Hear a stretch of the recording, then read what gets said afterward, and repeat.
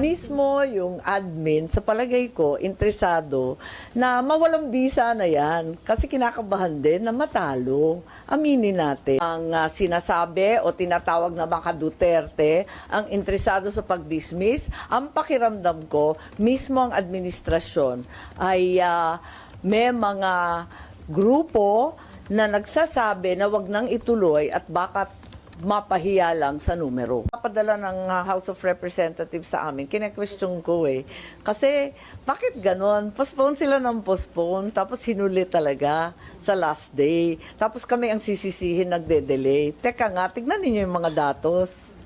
I'm not defending the leadership or the Senate, no? Unang-una, pinasa ng House of Representatives yan. Kailan ba nila pinasa yan? Last day. Last day, 5 o'clock. We adjourned at 7. Di ba? 5 talagang last minute din. They had all the time since December.